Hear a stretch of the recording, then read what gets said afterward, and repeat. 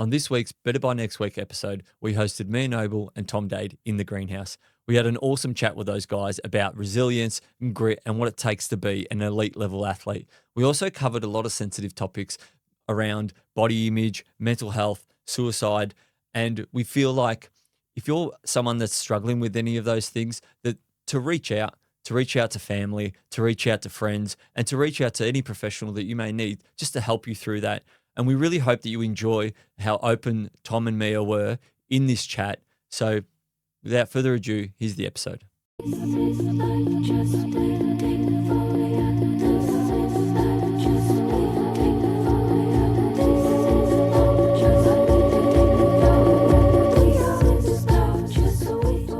All right, so welcome to the Better by Next Week podcast, where we're back in the greenhouse and we have two very special guests today in Tom Dade and Miah Noble. And thank you very much to both of you for making the time and coming down and being on the podcast. Thanks for having us. Yeah, thanks for getting us here. Yeah, so I'll do a little intro to both of you because this is super impressive. I'll start with you, Tom. So when I was looking up your results, it was so hard to pick out what to put in because you've done so many incredible things. But you're a 2-time Down Under winner, 3-time finisher. You're on the Australian World Trail Running team, which you recently competed at. You've won the Buffalo Stampede. You've won it 50K, 100K, 100 miles, and 200 miles. All right. Pretty big variety there. Yeah, so you can pretty much win at any distance. And Miah, you're not to be outdone. You came first at GSCR. You came first at the 50K Surf Coast Century. You came first at Wonderlands. And you're also on the Australian World Trail Running team. Unfortunately, you got injured, couldn't compete. But like, I'm in awe of both of you. How does it feel? I'll start with you, Miah. How does it feel when you hear your results like read out like that? And you're only 21 years old. So At first, like slightly embarrassing because I'm like, oh, I hate the spotlight on me. But yeah, it's cool. It's all of those races hold such like a special memory. So it's like yeah. It's every time I hear like even just those races, it brings back the memories of each race. So yeah, it's a cool thing to hear. what about you, Tom?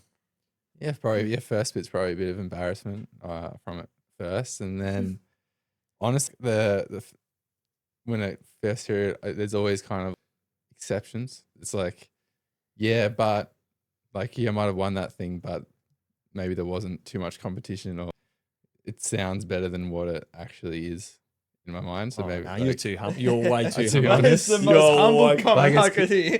I won, but it wasn't as good. I won the hardest race in the Southern Hemisphere 2 times. So yeah, it's kind of yeah, it sounds funny, but I actually probably get more of like a negative response in my mind than a positive one, which I don't know if that's a good thing, but that's to be 100% honest. Look, I've known you for a little while now, but when I see your results and you just keep backing up, I remember there was a time there that you were doing an ultra marathon every second weekend, and you were just crushing it and winning them all. I'd be training for like 6 to 8 weeks trying to crush an ultra marathon, and you'd been doing them every 2 weeks, and that was my A race. You turn up and you just smash everyone, and you'd say that you're the competition is like, but the competition that was turning up at these events was some of the most elite runners in Victoria and in Australia. Yeah, yeah, there were some. But you've forgotten about that Yuang's 100 mile where you ran past me the second last loop. Oh yeah, I think but you've forgotten about that one. Yeah, that was sub 20 years. Yeah, but you ran 100 miler 2 weeks before that. I'd been training for it for 12 weeks. But yeah, no, I mean, yeah, because I also don't want to throw doubt on the people that did well that I did beat. Like, that's not trying to take away from them. But it's, yeah, I don't know. I think it's just, I don't know, just Do you reckon you hold yourself to like a really high standard, I guess? Well, I guess there's always better. There's always someone that's better than you, or there's always, and when you kind of get used to like a certain standard, there's a new standard that's above that. And when you do things like recently just Worlds, and you're doing it, although I didn't have a great race, you're doing it over 12 hours and the winners do it in 8.5. You kind of like, it's a bit of, you get humbled. You don't need to be humble. You get humbled without, Yeah. just from where you're at. So, I mean, some of the events that you've done, they are quite niche, like Down Under and things like that. I don't see any Jim Walmsleys or anything like that competing at events like that. So you are the best at what you do. So, to when you actually look at it like that, you are the best in that sport. yeah, I see what you mean. I see what you He's mean. trying to be so humble. I see what That's you just mean. convincing. Yeah, I think we can agree that there's you're super humble. I can feel that apart though as well. It's like, well, the reason I was able to, especially in the past, was able to finish certain races like that, where a lot of it's mental side of things. You got to be fit and strong, but a lot of that's, as you would know, with down under things in particular, it's mental.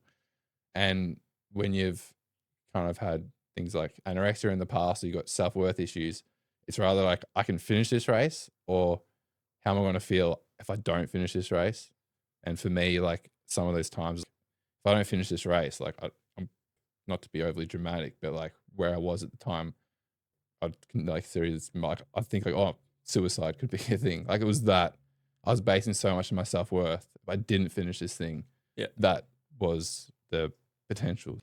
If you've got that in the back of your head, you've got so much more reason to keep pushing in a thing like that. Whereas someone else might not have that going like in the back of their head, if that makes sense. Yeah. Like, so it's worth more, especially when you're younger and you're so like laser focused on something and it's your everything.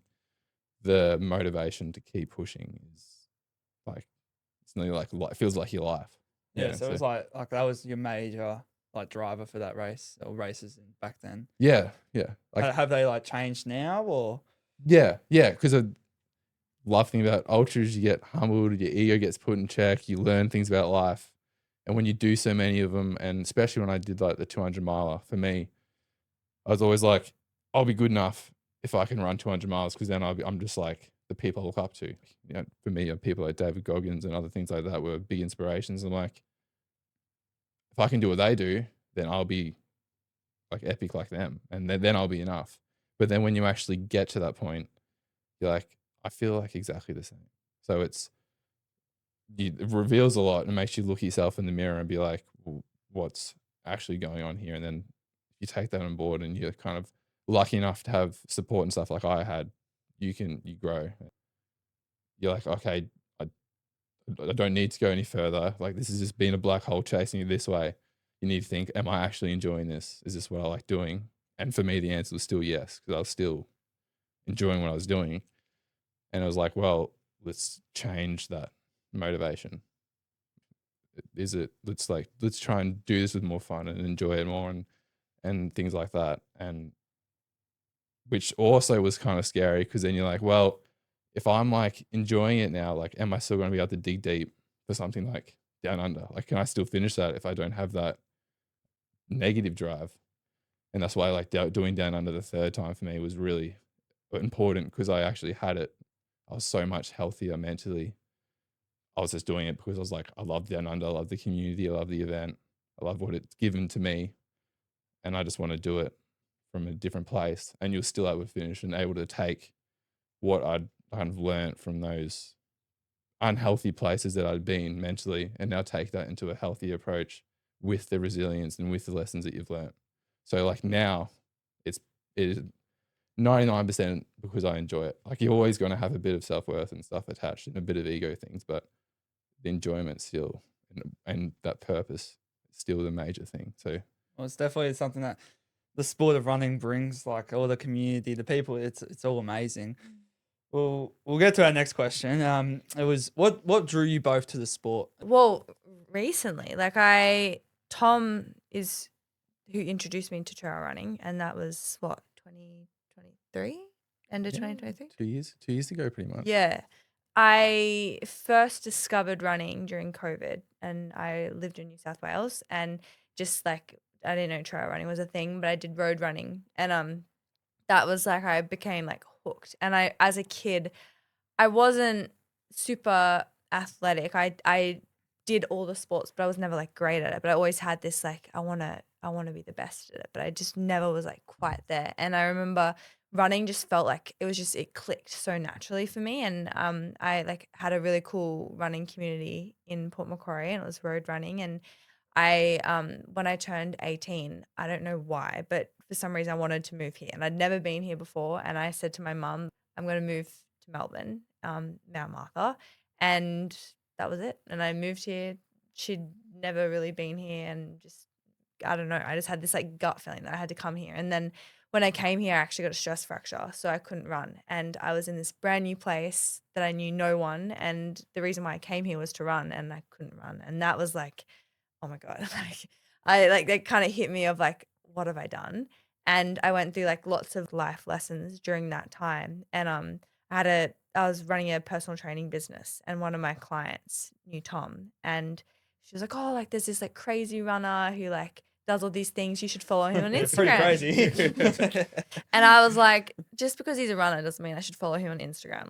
I'm not doing that. And then she was so persistent. So anyway, I did. And then Tom ends up getting in contact with me. And I just had started my like walk run program. And the physio I was seeing wanted me to do it on trails. And then anyway, I got to know Tom, and obviously he was very big in trail running. And yeah, like you just kind of showed me what like the trails around, and I just became hooked. I thought road running was cool, but then this was just like a whole other game. And yeah, I think was my first trail race Archie. Yeah, that would have been Yeah. my first. So yeah. Tom, I wasn't supposed to do that because I was coming to all of Tom's races. Like I think the first one might have been roller coaster maybe, and I just thought it was sick. Everyone's so nice because the road running that I had done, like it was very hostile, and everyone was like, you don't congratulate anyone, and it's just like stay out of my lane. Whether here it was like everyone was high-fiving everyone, and I was like, this is such a cool community. And I just wanted to run, but I was like getting back from injury. And then yeah, Tom was doing you were doing both, weren't you? Archie, and didn't you do the backup? Oh yeah, that Oscar? was Yeah. that. And I was coming up to do this race like to support Tom, and then I think like the day before or something, Tom was like, oh, like do you want to do the Archie? And I was like, yeah, I'll give it a go. And like I hadn't even ran a marathon before. And I was supposed to do the Archie with Tom, and in my head I was thinking, well, if he's just done, is Oscar's 100K? If he's just ran 100K, then surely I can like run alongside him the next day. And anyway, that morning Tom was pretty like you're injured, weren't you? Like your calf had gone, and he was you need to run not with me. Like I'm gonna be so slow. And I was like, no, like I'm gonna stay with you because like in my head, like I had never done anything like this before. And I had on Tom's like pack that was like way too big, all of Tom's gear. And we get to the start line and we start. And I reckon I ran with you for 5 minutes, and I was like, all right, I'm gonna go. So like I didn't even get to leave. the trail. We didn't even hit the trail. And then what's that really steep one called? I down? think it's 4 Mile. Yeah. So we get to 4 Mile, and I was just like, oh my gosh, because that was just One of the most gnarliest descents Yeah. in Victoria down Yeah. Mount Buller. Really technical and and crazy that for your was first trail run. Like, intense. And but just loved it. Like I've always been an adrenaline junkie, and yeah, just running down that was like insane. And then I just remember like part of the race I like had to run through a river, and it like went up to my hips, and I'm just like what is this? Like I'd come from road running, and like this was just insane. And it was a really cool thing because I got to this start line looking at like this is a 50K race in mountains and trails. You have to fuel yourself. Like I'd never fueled myself during road running. And yeah, and I genuinely had no idea if I could finish it. And I was expecting to do it with Tom, and then all of a sudden I'm doing this race by myself in a place I'd never been before, had no idea what I was doing. And discovering that and being put in a position like that of like, when do I fuel myself? How do I navigate this course? And then finishing that like race and getting across that finish line, I was like, that was insane. And it just, yeah, ever since that day, I was just like, this is it. And can I lit the fire. So Tom just kind of left you. Well, I told her to go. I was like, I'm too slow. Like you're gonna hate it, but like you're gonna hate running with me because I'm just too slow. I was gone. Like man, I was gone. But what she didn't say there is I would warn her. There's you're climbing up a mountain at the end. You've got like, it's pretty much, I don't know, like 1.5 to 2,000 meter climb at the end. You're going to feel this climb. Like you haven't done a climb like this before. Like just be careful, be conservative. I remember at the end of the race, she's like, I kept waiting for that hill you were talking about. That's really hard. Like I just ran all the way up or something like that. And I was just like, she's like, that was easier than I thought it was going to be. I kept waiting for the hill. I'm just like, what are you talking about? Natural born. I'm like, yeah, I'm like, this is a crazy. prodigy, right? Yeah. And then it became like a funny joke because I hadn't even ran up a hill before. Like because just the road running I was doing, it was just like Melbourne Marathon kind of vibes. But I was running like 10Ks to 20Ks. And then Tom, because at this point I had no coach. I was just doing everything Tom was doing. And Tom would say to me, like, we'd go to like the zombie at Arthur's Seat, and Tom would be like, It's steep, he's really like, steep. you're not going to be able to run up this. This is the guy I described at the start that did milers back to back to back. Yeah. It's like, I didn't have a coach, but I had Tom. Yeah, well, that was, I think I can give a lot of my credit to you because obviously you do extreme things and I was just doing everything you would do. So we'd do like, we'd go to Arthur's Seat and Tom would be like, you're not going to be able to run up this. And I'm like, I'm going to give it a go. And I ran up it and you were just like, what the heck? It And took then me 4 years to run up that hill and you're just doing it first go. and then my first marathon was at Torquay along the coastal, what's it called? The Surf Coast Walk. Yeah. And Tom got us to start this and we had no water, no food. And he was like, don't worry, there's going to be like water taps along the way. And there weren't. And I was like dying because it was so hot. It was like mid-30s. I'd never ran a marathon before. And then this time it was like no water, no nothing. And then like halfway through that run, I was sitting at a petrol station, so dizzy, so dehydrated. I thought I was going to throw up. And Tom was like, this is how I do things. we hadn't been together for 6 months at this stage either. Oh, that's so That's funny. why we talk about how in running you have to know what slow is and what fast is so you can get your perception on it. Yeah. And it's funny that you say how you kind of know perception on trails and you're just this great athlete on the trails coming from road running. It's almost like Tom was holding you back. I don't know. No, I think I might have been. Yeah. You both finished first at the 56K GSER, which I thought was just awesome. But what many may not know, well, the trail community knows, is that not only did you both finish first, but you finished first and second overall. and I was looking through your Facebook and I seen this epic photo of you guys hugging each other.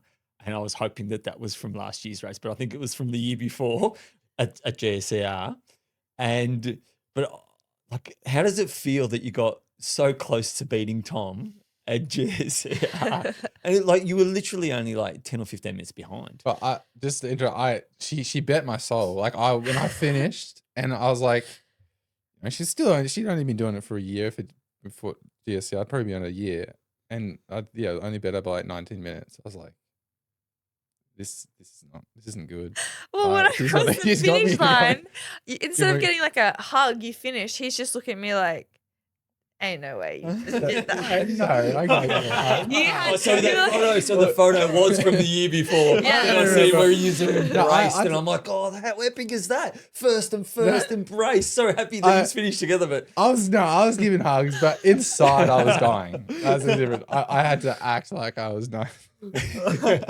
Oh, No, no, but- that because that race as well, we weren't supposed to do that race either, were we? That was like No, a it was a last late- minute yeah, it was a late decision. thing. And we rocked up. It was actually a funny story because that night was just not good. Like we got there like really late at night because I think we went the wrong way or something. And then we had staying in this like a ski lodge and there's like random people on bunk beds and like Tom and I like sharing a bunk bed in this like room and like we're up late at night trying to find flasks and stuff. And I remember that morning of the race, the weather was like so bad that you couldn't even hear the person saying the race had started. It was just It was it's sunny. just It was just windy. weird. It was just really Yeah. windy.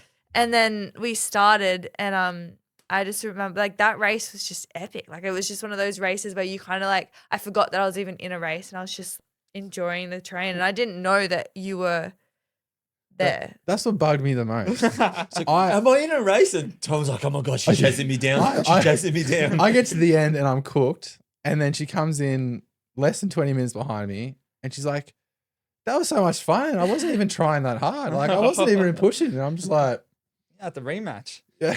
Like, Tom's like, I don't want a rematch. What race are you doing? Because I'm not doing that race. Oh, that's nice. So Tom's first 100-miler, right? I'm looking at photos. I'm like, you look like a baby. Like on your Strava, you look like such a baby. Coming from the biggest baby. I know. in the room. So this was 171 Ks, about 11,000 meter gain, official stats.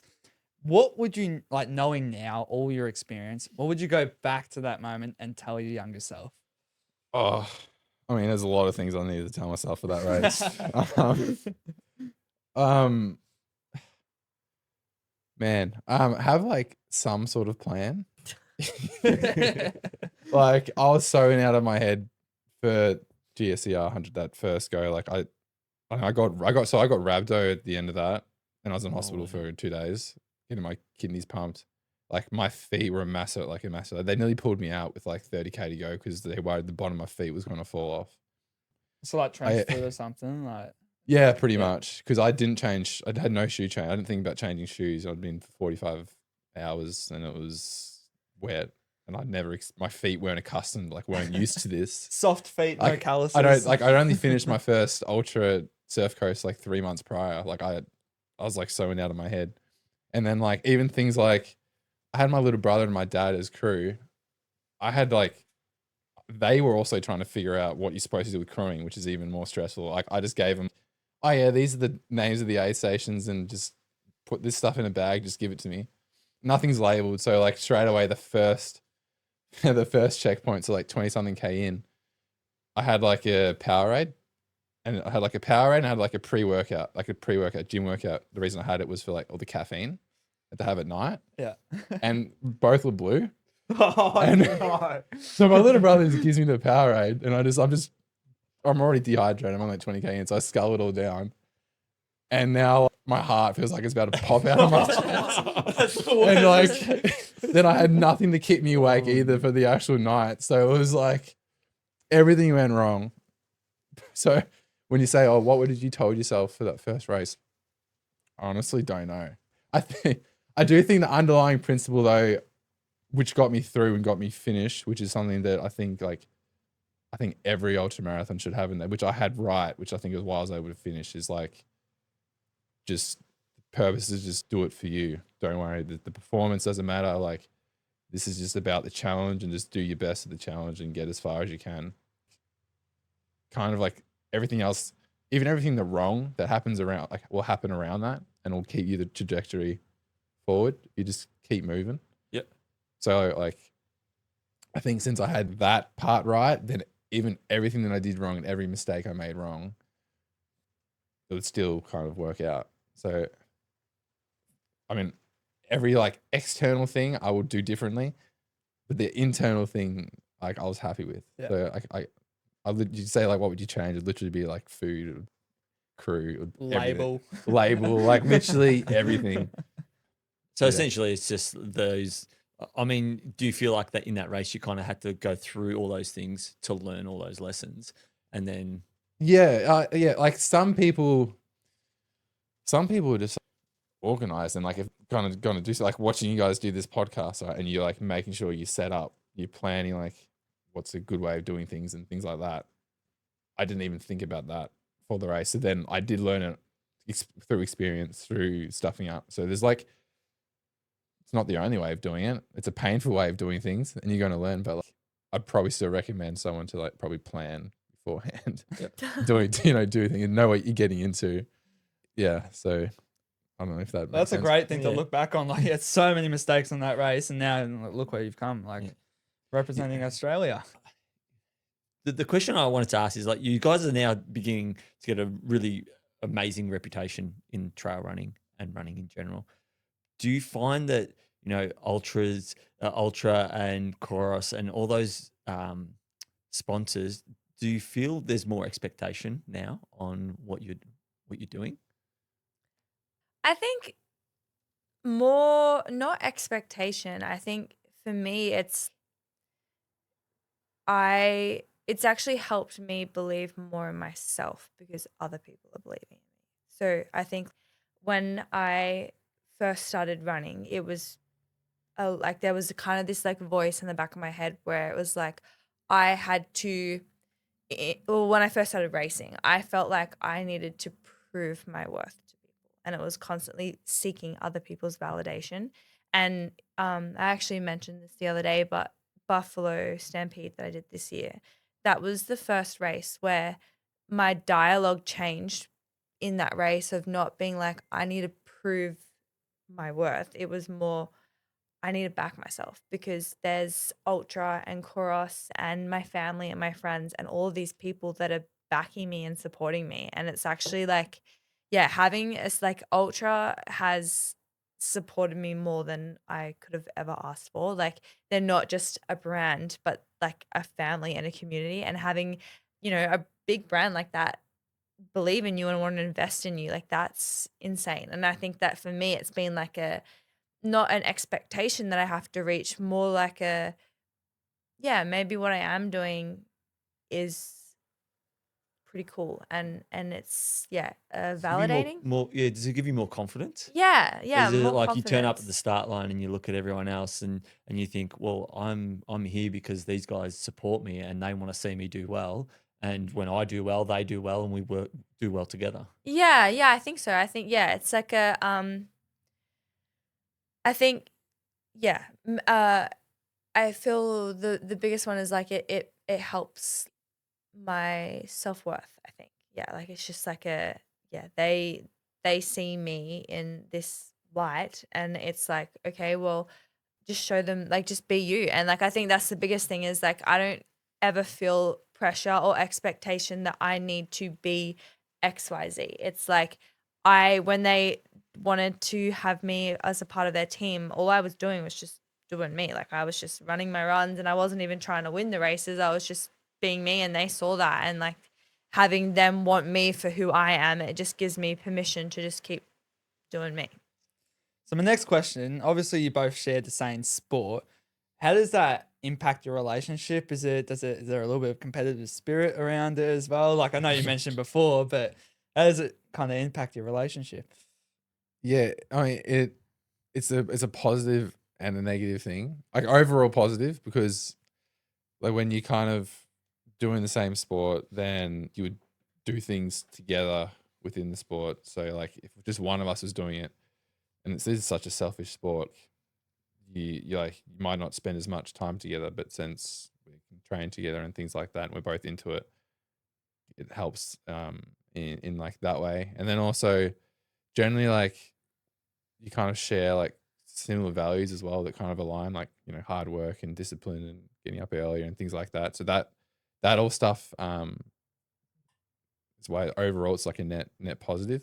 But then there is like, especially with us, because we're already like are competitive people, and like like when they're an obsessive people, and like when it's also beyond the sport, like it could just be like, okay, for like an example, this is where it's not a like unhealthy thing. Like if we have to set like sauna time, if we're both having sauna like 20 minutes max, because the other person will get so pissed off if the other like someone does like 30 minutes and they're only doing 20. Oh. So like we have to like set things like that, and it's like irrational stuff like that. Or we're better now, especially like at the start. If one person trained more person than that day, like they'd get jealous or like cause like a little bickering with the night.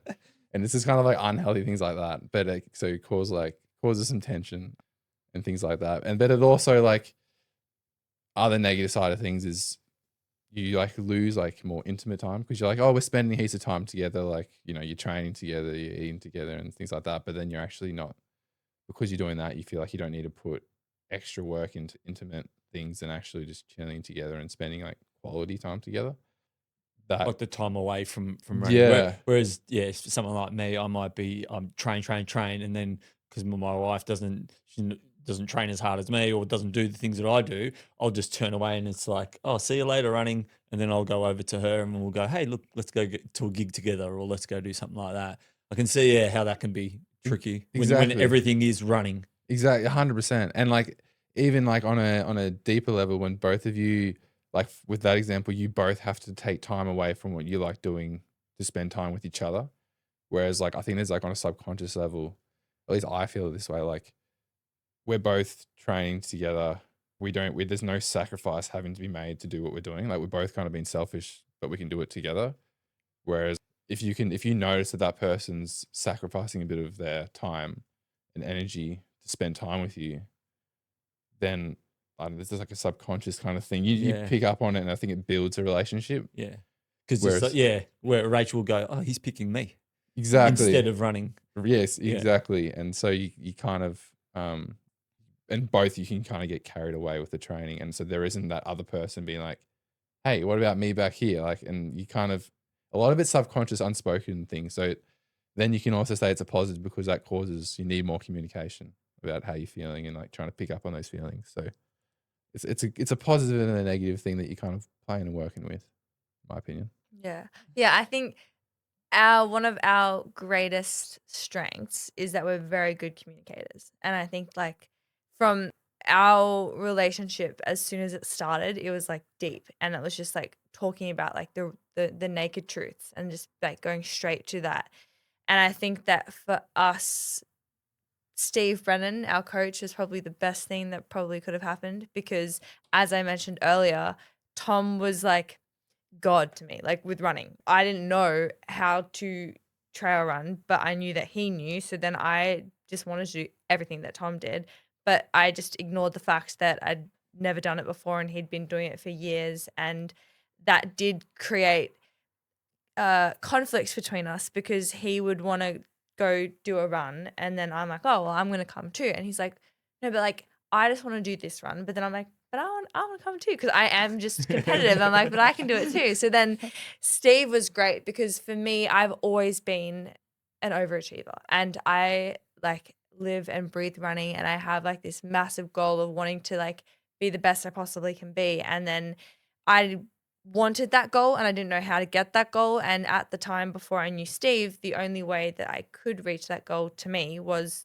doing what Tom did because Tom was doing amazing at his runs. But then meeting Steve, the reason why he's such a good coach for me is he uses a lot of discipline and he's like, he will tell me to like, he'll shut me down real quick and just be like, no, like you're listening to me. And for me, I don't need a coach to push me. I need a coach to hold me back. And I think that these stress fractures was an indication that I was pushing myself too hard. And then Steve has like really given me my own training plan that I need to follow. And Tom has his own training plan that he follows. And I think that that's been a game changer because now we'll still run together here and there if we both have an easy run or whatever, but it's not every single session is together.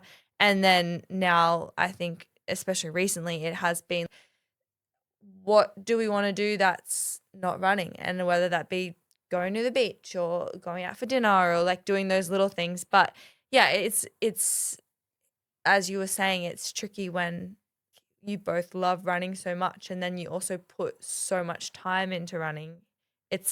We often find ourselves having like an extra hour in the day, but then we're like, oh, let's go for a run because it's just you just want to constantly fill that time up. But then I think like especially now with my injuries, I've noticed that it is so important to have a balanced life. And when you don't have someone that's wanting you to do something that's not running, you do have to intentionally put balance into your life. And that can be like hard.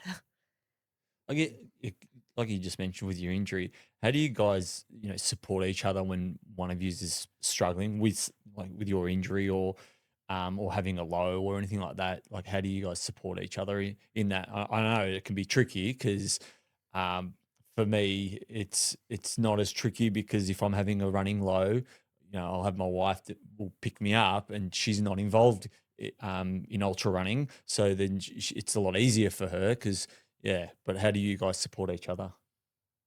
It's a good question.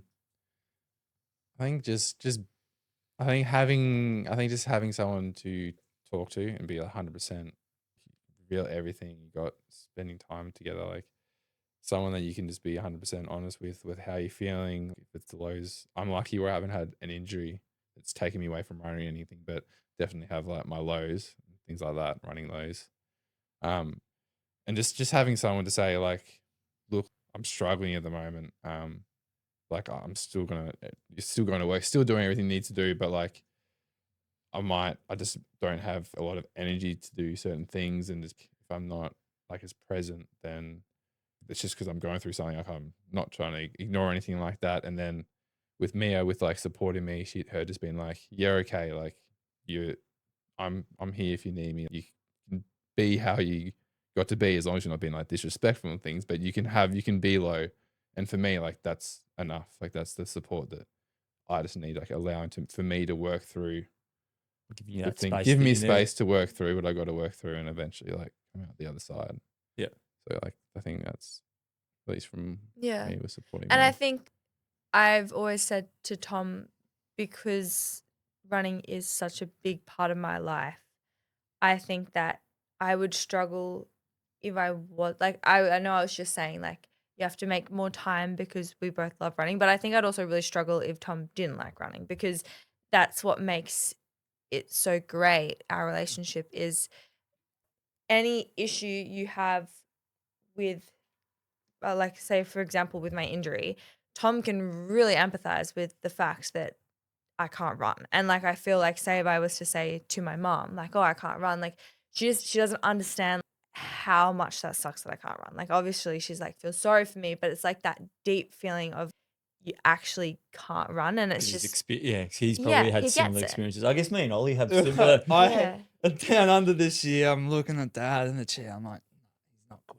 I know, because You I just did. know, yeah. I'm more upset than what he is. Yeah. And Yeah. I just, it comes back to that, and Yeah. and that's why also we find that it's important to have someone like my mum, my Mm. sister, because they're all different like characteristics that Yeah. support Dad. So more the empathy side, whereas at Satellite Champs, and Dad was all druzy all over the shop, and he was all worried and making mum and not making them stressed, but they were stressed for him about like just cars and everything. I'm like, nah, he's going out there. Like Yeah. I just don't care. Like Yeah. I care I'm gonna take that back. I care to a point, Mm. but I'm like, no, like, because I know what he wants. Yeah. You're Tim's brain when he's not cooked. Yeah. You're like, I know what your like not cooked brain wants, and I'm going to guide you that way. Yeah, because when we go for a run together, we talk hears it. about our dreams and what we want out of this race and our intentions and all those kinds of things. And then often when you're pushing deep and it's getting hard, or any of those things, even an injury, for instance, you know what it feels like to get on the other side of that injury, and then so from that perspective, you can help me and say, hey, look, I know what it looks like on the other side. Yes, it's patience. It's all these things. Let's get it. Let's get through it together. Yeah, and I think that, yeah, it's like having that, and also with Tom, I'm like have been quite open about like dealing with anorexia, and Tom having that as well. It's like having someone that deeply understands you on such a deep level from his past, like that's helped so much. And even like during races, like having like when he can just read me, he'll see my face and knows, like as you were saying with your dad, like you know what they need, and like we can have these conversations like even after worlds. It's like feeling like those emotions when you haven't gone well in a race. It's like you I don't know, I feel like if you get it, you get it, and you both would probably experience that with each other. It's just it's a special thing to be able to talk about something you're so passionate about with someone else who's also so passionate about it, and it's cool that your partner happens to be that person. Well, I like you said before about the balance and how that's really important. I look at you guys and like you run, you're super dedicated with that. You both work, and you both have a very like great relationship. A lot of people struggle with that balance of those three things, especially with their aspirations. What's like one bit of advice you would give to someone who's struggling with those balances? It's just something that my old man always said to me: is just do your best. Like literally, just know what you want, and just like if you're honest with yourself and everyone around you, and you do your best. So you just like search for truth, do the best.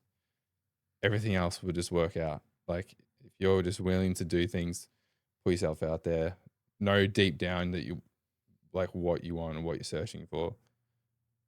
Everything else, at least in my experience, will just figure itself around you. And like you like the tiresome weeks and stuff like that might, like on paper, might look like it's hard, but then just like an ultra, you get through it. So like it's just having that, I think, and once you've experienced that a few times, then you kind of get that confidence and you can have that faith that you can just rely on those. For me, those like two simple things. And once you really have that faith, everything just kind of works out and gives you that confidence that everything will work out. Dad always says to me, he's like, he doesn't know someone who doesn't go all in and doesn't get what they want. Yeah. It's, like if you don't try your hardest, then Yeah, it's something might be lacking there. Yeah. You might not be going all in with a relationship. I often think that like anything that I do, and it's even just the most minuscule thing, it's like you've already dedicated the time to do that thing, and often to do it properly might take an extra little bit, but you might as well just do it. You might as well just, if you're gonna have a crack at something, just do it properly, and because you'll never have a regret either. So.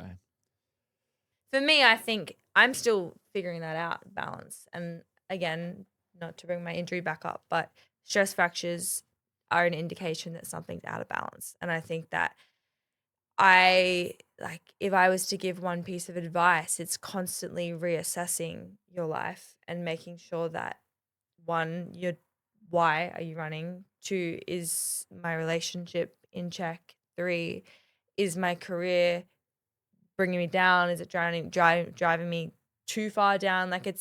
I think when you are so driven to achieve something, like for me with my running, sometimes you can become blind to everything else in your life. And then you might feel like you're fine. And then you keep going and going until something happens, like an injury. And then you're like, oh, there were things in my life that were out of balance. So I think my advice would be, constantly reassess where you're at and make sure that those things are in balance, because if they're not, it'll eventually stop you.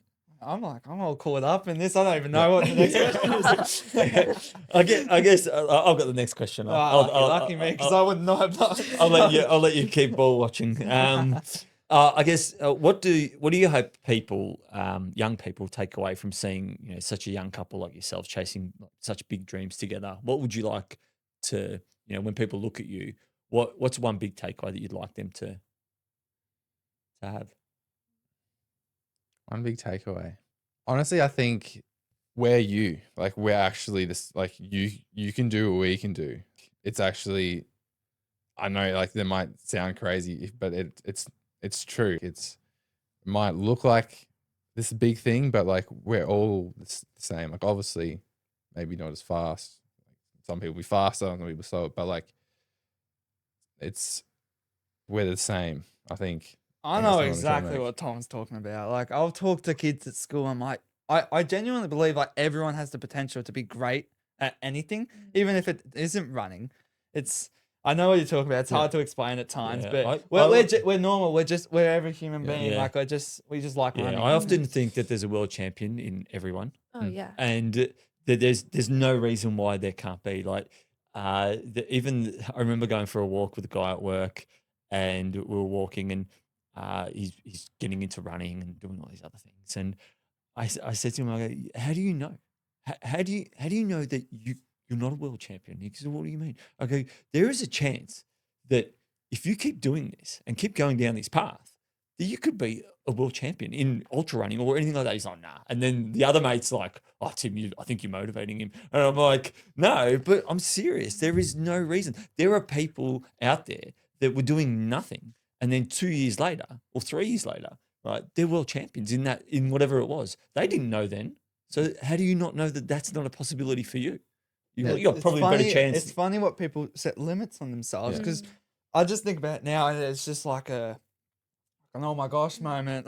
Like genuinely, every single person on this planet can be like a great. Yeah. But it's what like you just their got to life. find what it is. Yeah, you got to find what it is in your choices and how dedicated you are. It's that drive that you have. And that would bring me like to my answer, which is follow your heart. And I think that like when I was in high school, I thought that netball was my sport, but I was always like just just under, and I'd always try and get to like the state team and all of these teams. I was always just under, but I knew in my heart that there was something where I could be really, really good at it. And by, I don't know, just trusting the process and following and finding I am a big believer that everything is meant to happen for a reason, and it's just like for me, it just so happened to be running. But to your point, it's like everyone has that something, and it might not even be sport. Like it could even be being an amazing artist or a singer or like there's so many different things. And I think that like as long as you're true to yourself and you keep trying to discover who you are, which is something I believe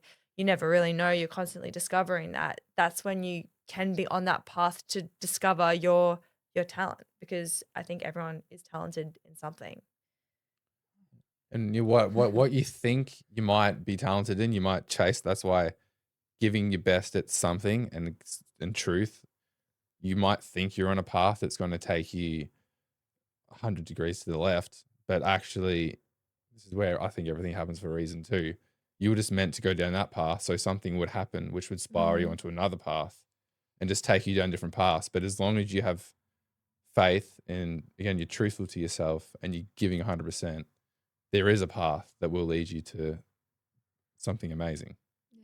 Oh, you should go around with why everything happens for a reason. We all think everything happens for a reason. We always do. Gosh, this is such a deep conversation. I don't want to get off this topic. I think that's where I think that's where religions are based. A lot of the philosophical things that I think it's like of humans of all time. Like, I think figure that out, and it's just expressed through, like, some people that's God. Like that's what some people are worshiping.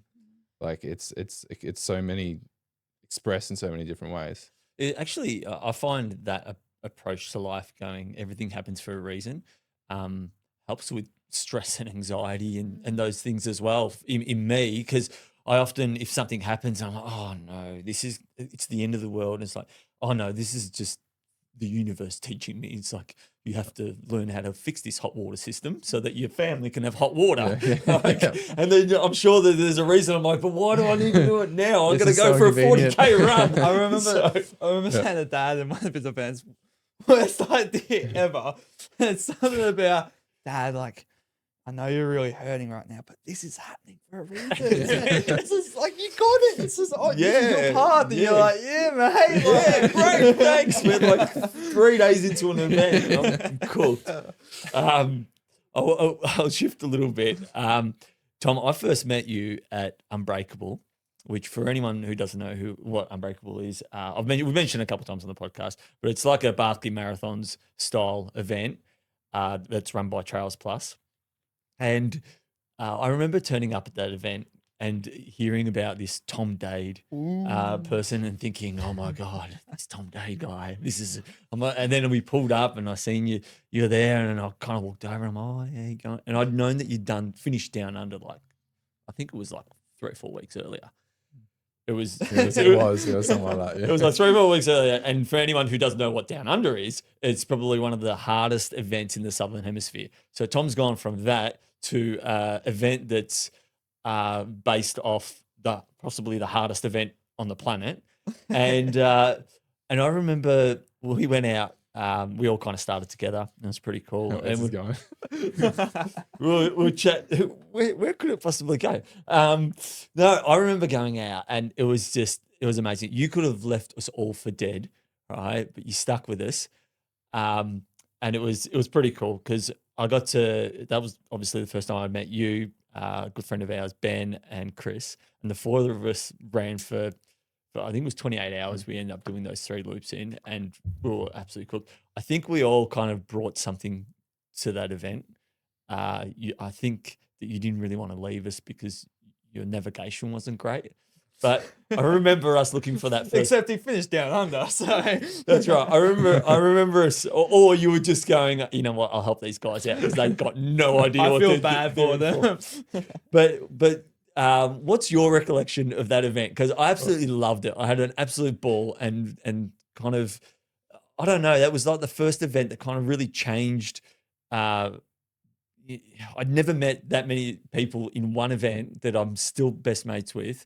We're going to weddings. We're going to baby showers together. It's What's your recollection of that event? Yeah, well, it's funny what I said. I think I know where you're going because I thought you were going to say, "Oh, I was this runner, finished down under, and then the first turn went the wrong way." Because I remember getting there and like getting to that intersection. I'm like, this way, and then like everyone's like starts running that way, and they're like, "Tom, wrong way." And I'm like, yeah, but no, for me, like on it, that's still to me probably like as a whole life, that's probably still the most special event because of meeting Chris, yourself, and Tim. Ben. Because they've been like real good friendships now. Like you just said, weddings, baby showers together. Yeah. We've come here for pizzas and things multiple times. Like I just remember it was all clicked straight away, and like everyone did bring something to the table. I remember there's like I remember I kind of was like pushing us a little bit when we needed to be pushed. Chris was all over the navigation. Yeah, Chris was all over the Chris was all over his navigation. You had all your philosophical speeches, and you were also used. Tim knows the team. Ben had the comedic relief. Yeah, it was like this perfect mix of personalities, and we all just clicked so well. I just remember it being the best time. Like, and the reason, like, I didn't want to go try because I was just like, this is better than like I just wouldn't have been able to finish that because of the navigation anyway. Like, no way. But like, I didn't want to leave that group. Like, this, what I was getting from that was way better than anything else. And you create like you can't leave anyone behind. Like at that, when you're that deep in it together, you can't leave it. You can't leave each other at that stage. Like, I felt like it was the first time I'd ever found something within me that pushed me beyond a limit that I thought I could do. I remember there was a point where one night, and it was you and Ben. You and Ben were just in front of me, and I was cooking. You're having those doubts. You're like, you know what? Let them go. You'll make your way around. And then I'm like, no, I'm terrified. I'm not going to know where to go. And then I just hung on. And I just kept on hanging on. And it was like 3 o'clock in the morning. I hung on for like 3 hours behind you because you kept on pushing because we're like, we had to make the cutoff. We had to make the cutoff. And I'm like, if I stay with him, I will make the cutoff. Yeah.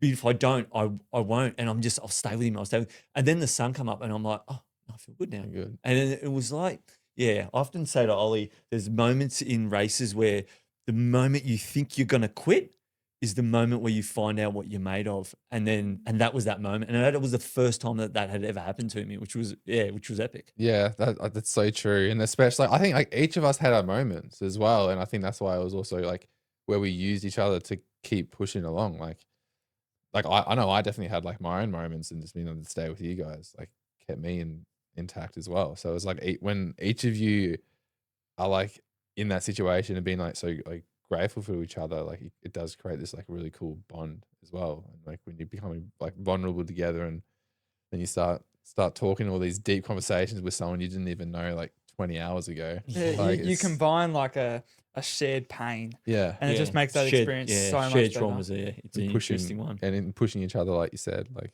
yeah. That's cool. Now, I want to ask you with, I remember last year you Surf Go Century 50K, yeah? I remember watching that race and thinking, oh my God, like how good are you? Like you were so quick. Like obviously you won the race, but I started to look at the other people that I think you were 5th overall. And I started to look at some of the other people that you were racing, and I often like to see who, like almost making a comparison. And there was a guy called Matt Whitaker that won that race, who's a 2 hour and 21 minute marathon runner. And you lost to him by like 15 minutes or something like that, right? And he's also a previous 50K Aussie champion. And what are your memories of that event? And because I was just like gobsmacked. Like honestly, I looked at that event and went, wow. And then you've gone on to do some more incredible things, and you're only 21. I think that you possibly have the potential to be one of the best female ultra athletes in Australia, and maybe even in the world. I don't think you realize how incredible a performance that was. And yeah, there's not too many females that I see that are so hot. Like, I mean, you're finishing on podiums with the men, and it's just your performances are incredible. But especially that one, I thought that's what kind of announced you to not only Australia but possibly the world. Like, I thought was So awesome. what was the question again?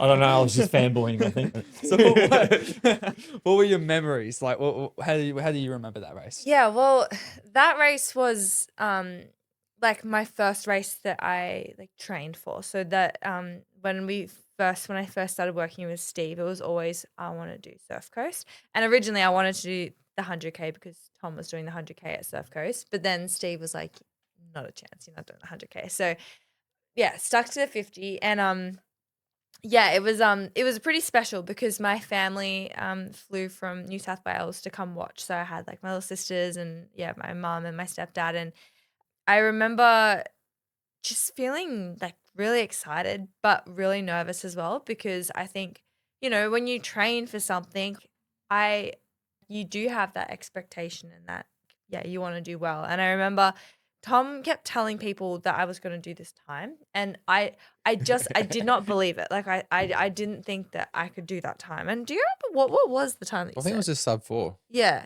And he kept telling people, and I just remember because I was They so looked at me funny. new to the sport. Prove them wrong. Yeah. Because I was so new to the sport, everyone would just look at him like, he's like, oh yeah, like that's a great goal. And like kind of just like, yeah, shove it off. And anyway, doing the race, like it was one of those races where you just feel like epic. And I just remember like I had this biggest smile on my face just because I just loved like the whole thing. And there was a point where I felt like really sick and I couldn't get any more gels down, but it was just like just pushing through that and meeting cool people on the course. And then I remember, yeah, finishing that race and looking up at the time and I saw that I had gone under 4 hours and I was just like started crying just because it was just one of those times where you actually don't think that you can do it and then you do it and then it's just yeah, it was a pretty special race because it was almost like Tom was the only one that believed that I could. Tom and my coach were the only ones that believed that I could do that. And then I think that after that race, then I kind of was like, oh, I can do it. I thought watching it from outside, I thought it was one of the most incredible runs I've seen, especially at that event. Yeah, you should be super proud, and yeah, I think that it was pretty cool. Yeah, well, you've both done some really brutal races. What's one event that's like really broken you, and like what have you like pulled out from that? For me, it definitely would have been like it's called Everest 135. So it's like a 135 miler in Nepal. You're kind of running it.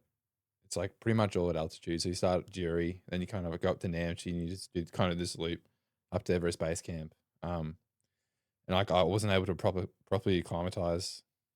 I actually flew over and everything was paid for, but I couldn't get there earlier because I didn't have the finances.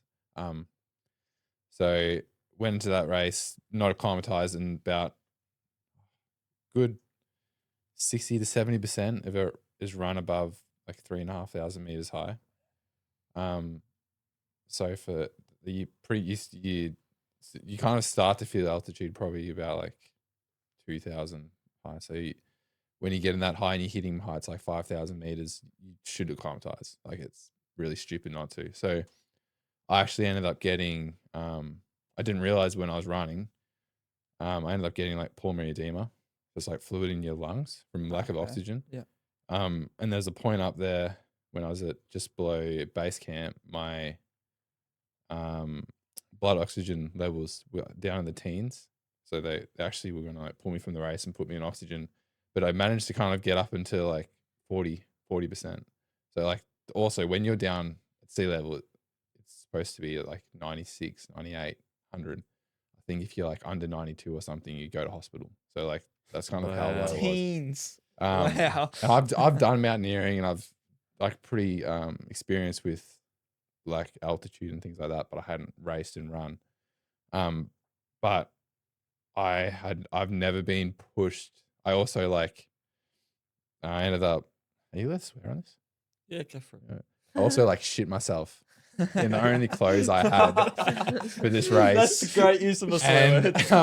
That's your only swear word for the podcast. and it was just below base camp, and it was like freezing cold. I was like standing like these dropped because I only got like drop toilets.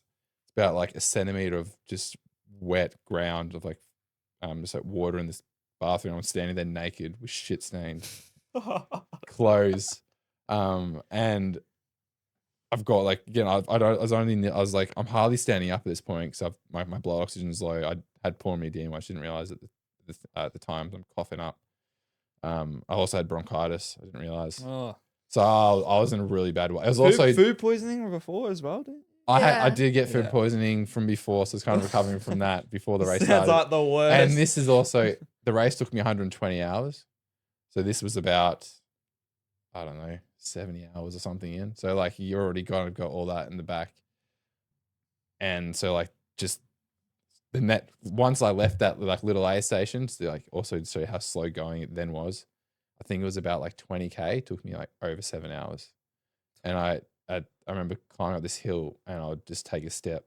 I'd start hallucinating and like nearly passing out, taking another step, hallucinating. And like I was actually, first time doing one of these things, I was actually like scared for my life because I knew about mountaineering and lack of oxygen and things like that. And where I was, the only way was down, like back to the where I came from. And that would be like another like 3 hours, which I'm like, I don't know if I've got that. And then all up and over, which was like another like 2 hours or 3 hours. And I honestly wasn't sure if my body literally had anything to give because like I was struggling to breathe. Again, I was hallucinating. Like I've just never been that cooked. And I was like, I might need to get like chop it out of here, but like I don't know. But managed to get through. But that and then afterwards, yeah, I ended up managed to somehow finished. We also had like these amazing porters with us. So this is also an ego death for me. Is like up that hill, he decided it's not. This is life threatening. Like I'm taking your pack to the top. That killed my ego as well when I was kicking me when I'm down as well. But they pretty much I would like say like saved my life on that. Like not to be like overly dramatic, but I really felt that way. And they kind of run along you the whole course. Like I want to make sure I give credit to them as well because they were with us during that race. But yeah, like I was like hospitalized and afterwards with pulmonary edema and like just never had anything knock me around like that before. Wow. It was like down under on steroids. Like Oh, I don't know. That's pretty hard to come back Yeah. from me. Like, I don't know if you got an experience like that. Did you almost no. die there? No, I was like, you probably have a whole album of stuff like that. Mine's nothing like that. I think for me, I don't think I've experienced a race that was like, yeah, like, well, definitely not like that. But I think for me, like, if I was to reflect on like any race where maybe I didn't enjoy it as much because I was just not having a good time, it probably would have been 2 bays actually, because I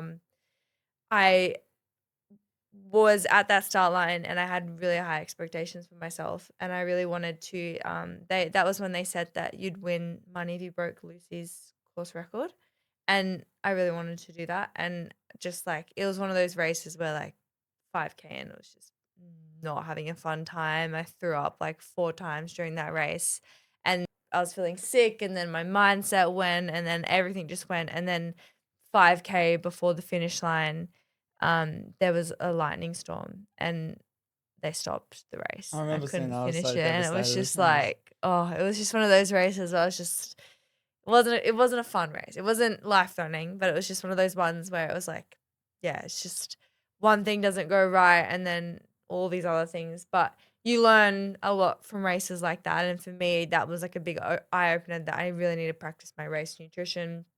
And also to not let one thing affect your whole race, because I do think that was like the biggest thing, was that because I threw up and I was feeling sick, then it was just kind of like, well, screw this whole thing. And I just had a really negative mindset.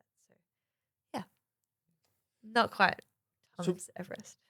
I wanted to briefly touch on the World Trail Running Championships for you. Obviously, you weren't able to go because you got a stress fracture in your foot 2 days before you were meant to go, which absolutely sucks. But what's been the hardest part of this recovery or the recovery process? And has it been the physical process or more the mental? Well, I've had 2 stress fractures in the past couple of months. The first stress fracture in my shin, which happened the day before I found out I got into the world's team, that for me was like probably harder than this one because I realized I didn't know how to live my life without running, and that was a really scary thought that I like waking up in the morning. I was like yeah, like I don't know how to live my life at all. And Tom helped me navigate through all of that because yeah, like you think that when things are working, like I before that injury, I was coming a high off Buffalo and I felt insane. I felt really good, and then next minute you can't run, and then you realize that your life is really out of whack. And I think that for me, I did a lot of mental work in figuring out who am I without running, and I think that that was the biggest challenge is figuring that out and navigating that. And then I felt like I learned a lot from that stress fracture, then was getting excited about worlds. And I think for me it was ever since I found out that I got into the world's team, I was never able to feel excited because I obviously was injured. And then when I was starting to train again for worlds after that, I still didn't let myself feel excited because I had this deep fear that I was going to get injured again. And like, I think it was like the day before it happened. I remember Tom and I were going for a run together and I looked at him and I was like, you know what? Like today, I actually think I can feel excited about the race. Like everything's feeling okay. Like I haven't had any injuries. Like I think I'm going to be able to do it. And then, yeah, like the next day, I went for a run and my foot was hurting a little bit, but I didn't think it was that big a deal. And then the next day, I ran 30 Ks on it. And then the day after, I found out I had a stress fracture. And like for me, I think it's just that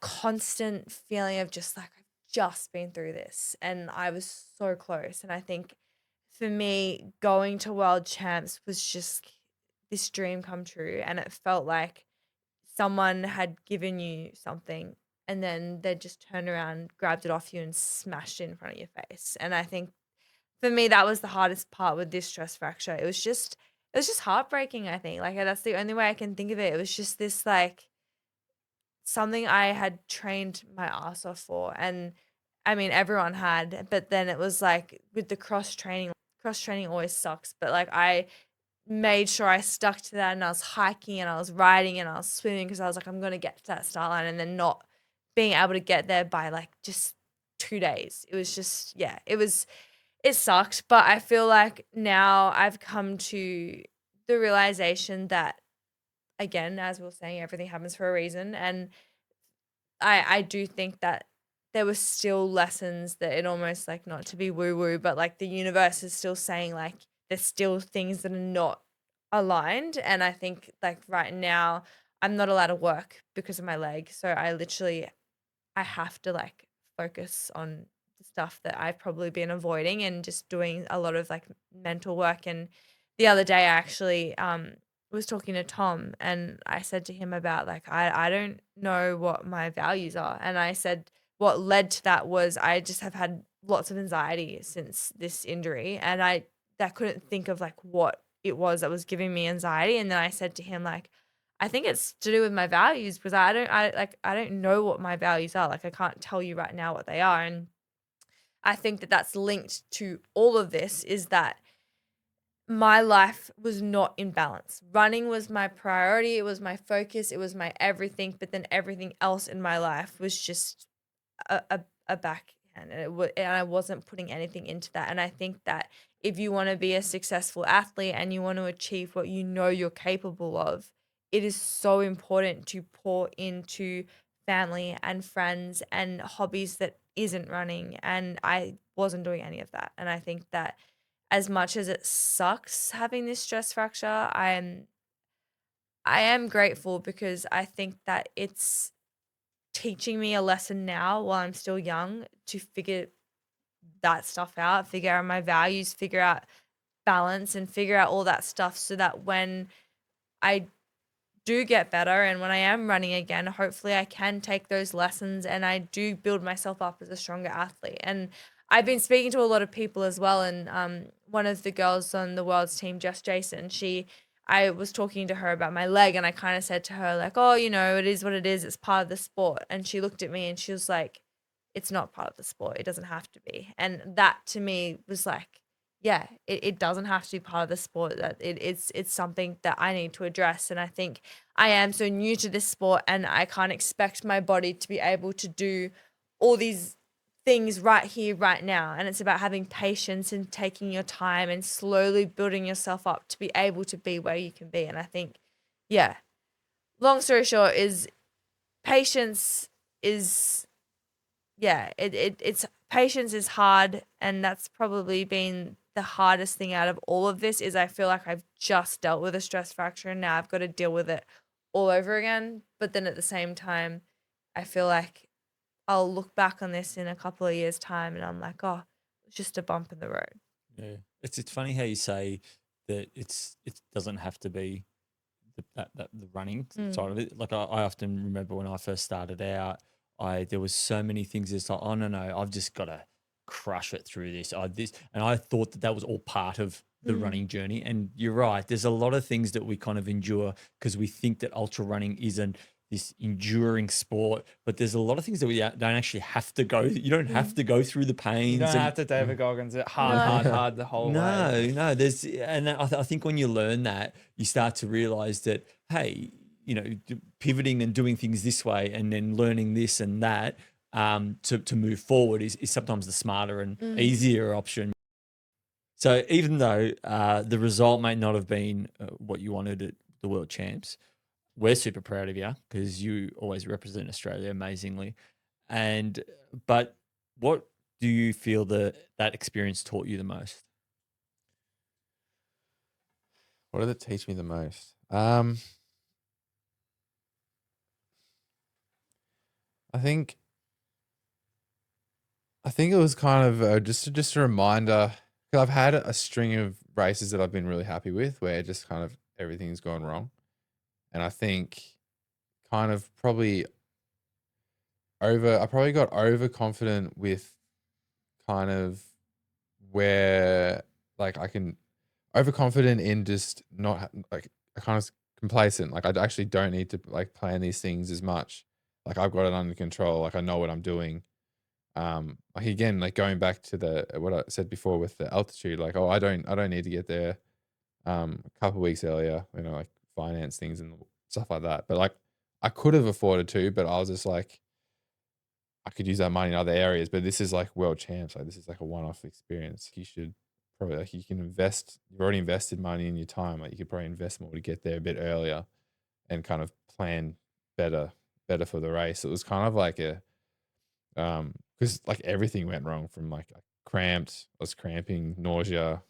And then I was struggling to get food in, and then my legs blew up at pretty much 35K, and like so literally everything went wrong. So it was just like a really good slap in the face, and nearly like another ego death. Get over yourself. Like you still got like tons to learn. Like you can still work on your nutrition stuff. You can still work at what you need at like certain aid sessions, and you can still perfect this better. Like just because you've done things recently and it's worked really well, it doesn't mean you've got it nailed and you can just let it be. Like there's always just a reminder that there's always things to work on. And I think like one little takeaway that did really stand out was something I've always struggled with in competition in general is like I'm not like an aggressive person. So like at the start line, you know, there's like 300 of us, especially when you share the start line with women as well. And I've kind of gone to that person and it's like, let women go first. Like that's the like right thing to do just because you're like being polite and things like that. But if you do that during a run like that and you've got a single trail coming up and there's 300 of you, and now you should be much higher in that pack. And now you're going up 1,000-meter climb and it's single track and you're trying to sprint past people up a hill. Wasn't a good idea. Like I need to, you know, like, no, like you can push yourself more to that start line and not just be at the back and try and run around people. So I think being a bit more aggressive in races like that, I think so that was something I was like, at the end I was like, okay, I definitely need to work on that, because that I think was a large contributor. So I ended up pushing so hard to try and get my own space up just that first 1,000-meter climb that I pushed myself too hard to try and get to where I could run my own race. Yep. And that affected the whole race. With what you said before about the financial things that were happening, or that before you were deciding to go over, it comes back to that, like going all in on Yeah. this thing, and being truthful to yourself in a way. And yeah, I guess that's probably definitely something that you take away from that. Yeah, that's a really good point. Like, yeah, going all in and Good. being truthful is like, if this is something that you really want, and it's still like representing your country is like a one-off. I've been lucky it's been more than one, but like it is a one-off lifetime experience. If there's something you truly want, then like you can go all in. Well, because it's more than just training, isn't it? Yeah. Like it's other things. It's everything else that it represents. Yeah. Yeah. Like that's a really good point. Well, Mia, I've seen on Strava, it looks like you're doing everything in your power to come back from this injury. What does training look like ahead for you, and like what events do you have hoping like to come up? Events wise, I have been told strictly by my coach that I'm not allowed to think about doing a race until Oh, the injury is okay. done. But I will be at Archie. Well, what's the whole event called? It's like Oscars. The Oscars. Oscars Hut to but, Hut. yeah. So I will be there with Ultra because it's Ultra's 10-year thing. Anniversary. Yeah, thing, yeah. So I'll be there regardless. But training for me at the moment, I don't have like any structured training from my coach or anything. But I have become a slave to the pool. And I've been averaging. I was doing 25 to 30 Ks a week of swimming, but I'm not allowed to kick. So I've had a pool boy and just using my arms. And I hadn't really swam before, so it was it's been like a bit of a lesson. I kind of hated it at the start because staring at a line sucks. But I have grown to love the meditative side of it. And just like, yeah, like it's like all things, you if you start something new, you kind of learn and you want to get better at it, and you're figuring out all these things. So I've actually grown to like swimming as much as I can. Just with the whole, you're in the water, you're kind of stuck in your own head, but then you start swimming and you sort of like, this sucks, but then eventually you enjoy it and your mind kind of clears and it's really calming. So I've been doing lots of swimming and then also focusing on lots of strength training. So at the moment, it's really important that I keep both my legs as strong as I can, because then when I get back to running, I'm not going to be like super weak and prone to another stress fracture. As well as like focusing on things that I may have neglected, like core strength and Pilates based stuff with Tom. So yeah, strength training, swimming. Are the pools heated? Yes, but when we were in Spain, I was swimming there as well, and one of the pools was freezing, and I don't recommend swimming in a cold pool. It's not fun. No, it's our dad used to set me challenges of getting up in the morning and going into our pool, Oh, and it's like, but all right, you shrug it up. You go in the morning and 6 a.m. I just thought, in I a wonder 3-degree how pool. much you'll listen to me if I tell him to jump in the freezing cold pool, and you would just do it. But do you ever do like running in the pool? yeah. So with my first stress fracture, I did some aqua jogging, and I'll probably incorporate it back in. The only thing with me with aqua jogging is I'm a very I like to have, I don't know if this is a good or a bad thing, but if I can't do running, then I want to be good at another sport whilst I can't do it. And to me, aqua jogging wasn't a sport. It was like I don't know, it feels like Activity. you're trying to run, but you're not really running. So for me at the moment, I'm focusing on seeing like how good I can get at swimming with a pool boy. But then once I can start to do a bit more cross training that's more running focused, like riding on the bike and stuff, I'll probably chuck in a bit of aqua jogging. What does it cost to be you? So like, what are the sacrifices major sacrifices you have to make in order to be as good as what yeah. you two are. Well, I'd say for me, the biggest sacrifice, and I mean, I don't know if it's even been an intentional sacrifice, but it's more, I've invested so much of my time and energy into something that I love and something that I really enjoy, but I've neglected so many other aspects in my life. And like, especially as like now I'm a 26, about to turn 27 male, and I don't have no real straight career path or any like real stability in times of like my life. And there's a feeling that I have um deep down. It kind of hurts my ego a bit that like I don't feel like I could really provide for myself if I really had to, like, because I don't have that stability. And I haven't been putting in attention, like, and even like social skills and stuff like that. Like didn't go do much like parties, or didn't go just do like lunches and stuff like that. It's always been about my training, kind of being in your own head. You don't develop a lot of like social skills. So like, when I'm out a bit more socially anxious, that would be nice. So it makes life a bit harder. So there's just like a lot of other life things that has been neglected, even not intentionally, just because I've been so hyper focused on one thing. And again, like family, like, especially in my younger years, I kind of felt, on reflection as I've gotten older, I felt like quite selfish about like not being like certain family dinners that we've all been invited to, and then I wouldn't go to because I've got my training or this or that. And yeah, kind of all like the stuff that I haven't done because I've been pursuing something. And I think as I'm kind of getting older, and I'm also thinking like, what can I actually contribute to my community as a whole? I don't feel like I don't really have any capabilities because I've been so focused on this running thing, which is for me to give anyone or anything else. And I think as I'm getting older, just kind of this nagging thing at the back of my head that is like, it's your obligation to give back. And especially when I feel so grateful for what I've been able to do, people coming up, the only reason that I'm able to do what I've done is because of the community that's been built around me and before me. And it's important for me to try and be part of that, so then other people can come up and be as lucky and privileged as I've been. So, and I don't feel like I have the skills or the whatever it is, the kind of life skills that to be able to provide for like the community. So like that really, for me, really weighs on my kind of, I don't know if it sounds weird, but maybe like my soul or like my deep conscious. So Do you think though? You mentioned like the community that kind of got around you and stuff like that. Everyone loves to support you.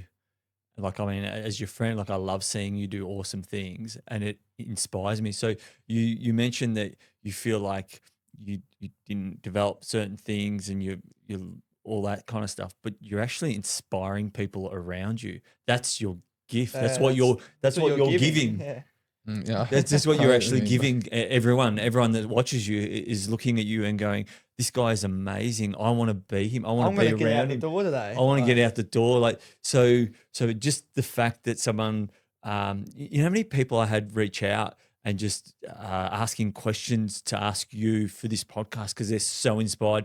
I had people saying, you know, I love how he goes about things. I love like so. There's people just because you may not see it, or you may not see it as this is a job, or I'm getting paid for this, or whatever it may be. It doesn't, I don't think that necessarily means that you're not contributing to the community, because I think that you, above all, or a lot of people, contribute so much in just being you and racing and all the things that you do. And I don't think there'll be too many people that listen to this podcast and won't be inspired by the way you speak about things and life and what you've learnt from running. So I wouldn't sell yourself too short. it Like is I think funny because we sometimes think of it. It's like, it's just like, again, it comes back to like, we're just normal, and me and Dad we'll go to park run or anywhere else, and you often, it's like, oh, I didn't realize someone thought of me that way, or we just think we're just these guys on a podcast and like talk about running. Like, I do see where you're coming. Yeah, I definitely do see where you're coming from. Where it can come across as like I feel like I'm being selfish. But then yeah, I don't think that you are. I think that you've inspired so many people with your grit and your determination to go out there and do things like yeah, like I said, Unbreakable. When you turned up, I'm like, oh my god, he's here after 3 weeks after doing Down Under. This is incredible. Like this guy's incredible. I want to be around this guy. I want to know what I can learn. I remember we were going up to that tower to grab that stupid book, and I'm like, you know what, your parents should be so proud to have a son like you you're just going out there and you're crushing it, and you're just showing people how, what determination and grit can do. So yeah, I think that, yeah.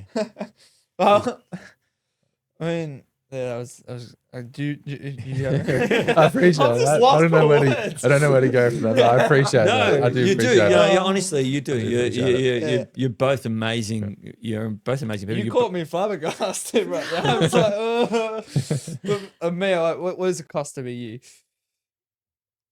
Well, I think, as I mentioned earlier, it's just trying to balance everything.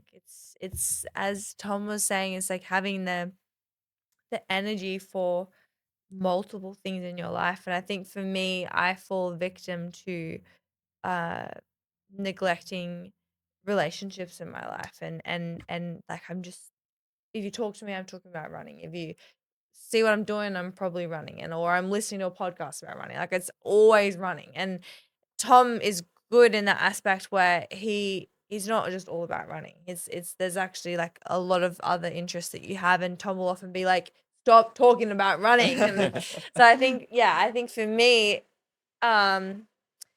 constantly having to figure out that balance of, you love something, you want to be really good at something, but then you also still need to be a human, and you need to be there for other people, and you need to, like, I think the cost is having to handle those really big emotions of loving something, but kind of controlling it. I think that makes sense. Yeah, okay. Yeah, Dad says to me, even at school, he's like, you gotta like show interest in what other people are Yes. doing. It's not like, and I did not, I stand by this. Like, I don't talk about running at all at school. I'm always trying to be interested in what other people think, because I don't want to come across as that kind of arrogant person who thinks that. Yeah, but you're not arrogant. You're passionate. Yeah.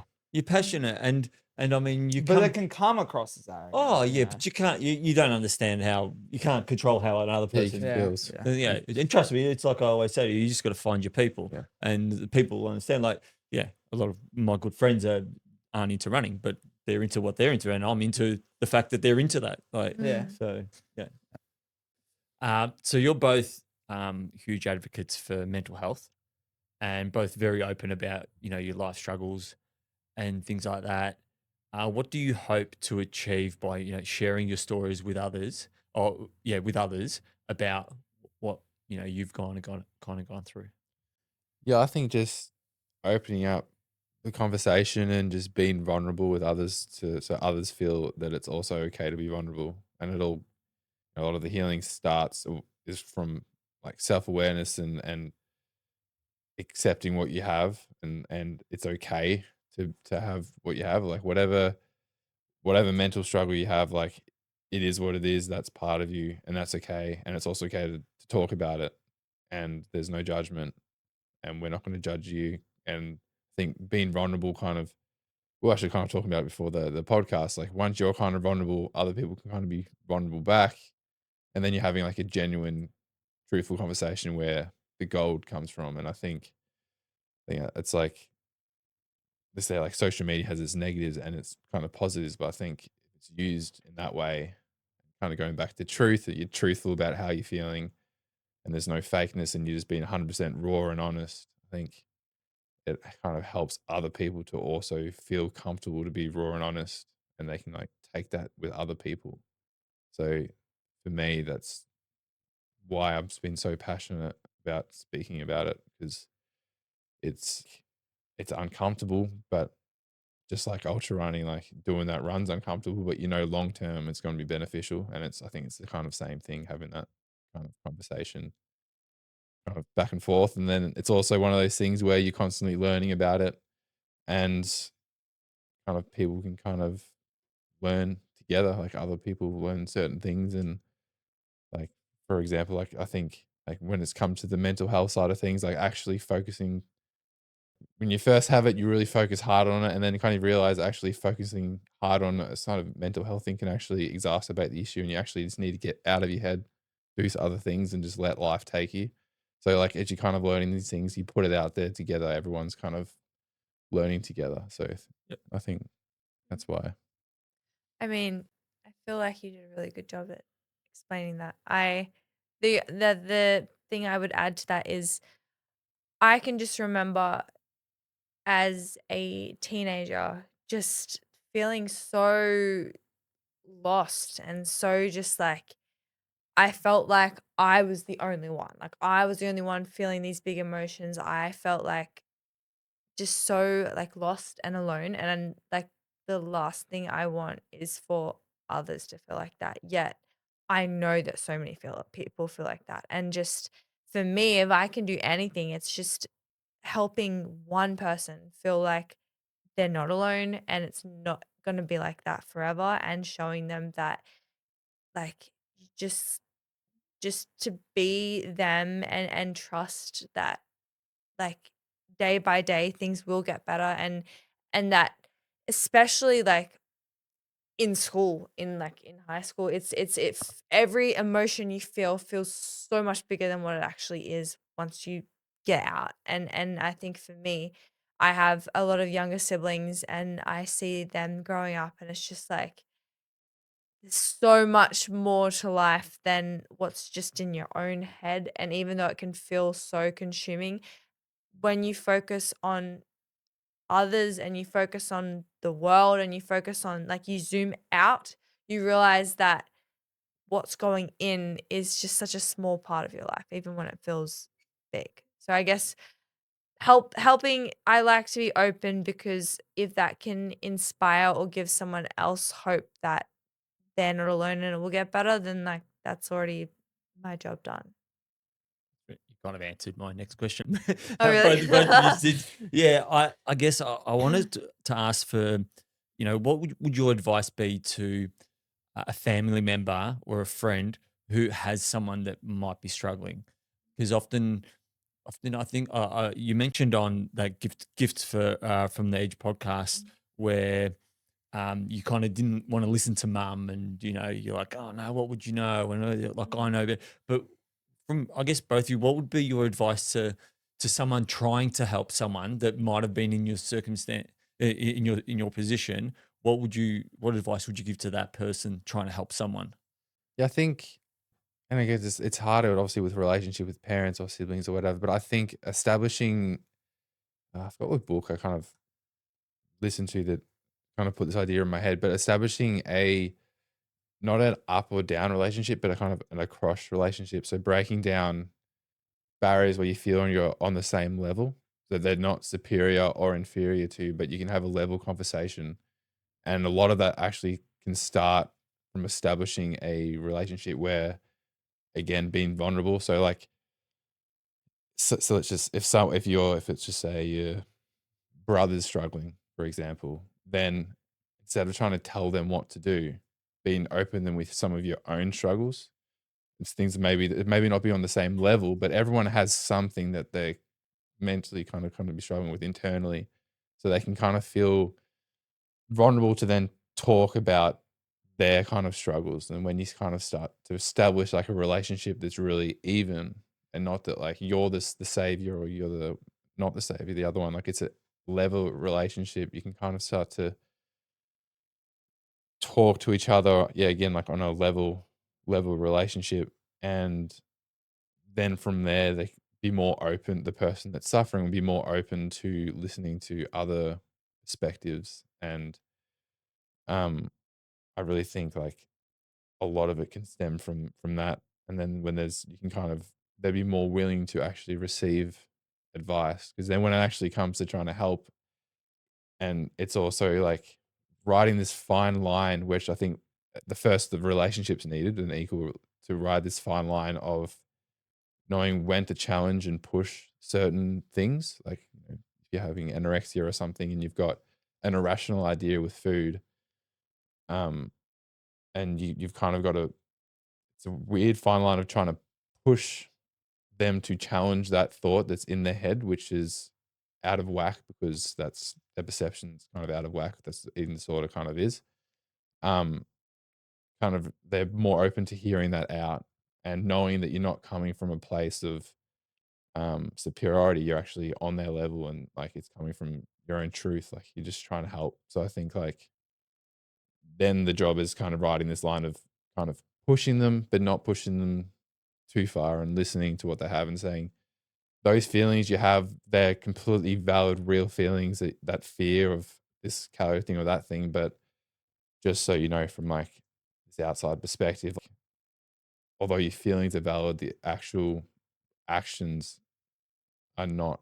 You shouldn't be acting on those emotions. And if you're in an equal relationship, you're more willing to listen to that person.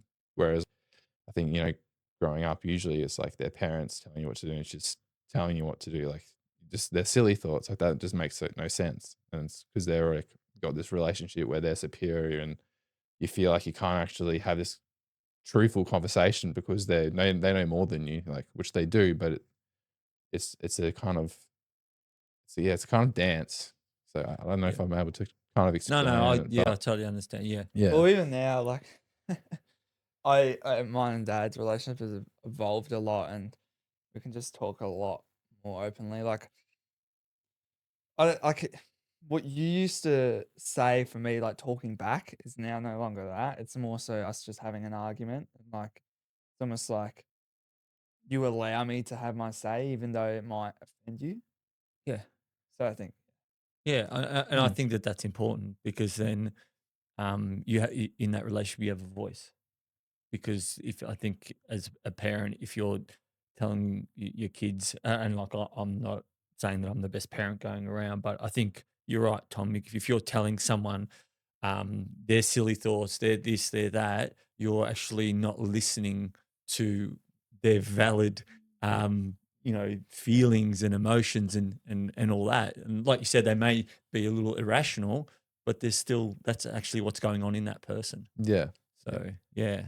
And it's funny what you say there as well. Is I think like a lot of mental things stem from a feeling of lack of control, and if they're not willing, if they're not able to have their own voice, then they're going to feel like they've got no control at all. So you're kind of perpetuating the issue. They're trying to gain control through this, whether it's the food or whatever it is, these certain habits, and you're just further kind of taking it away. Like that's could have been part of the root. So it's Yeah.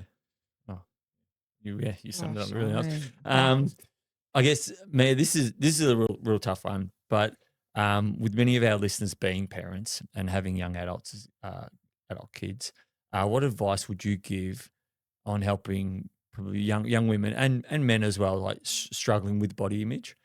I had an overwhelming amount of people actually reach out asking questions about this, uh, which and me being a father of two young kids as well, what would your advice be in terms of like body image and things like that?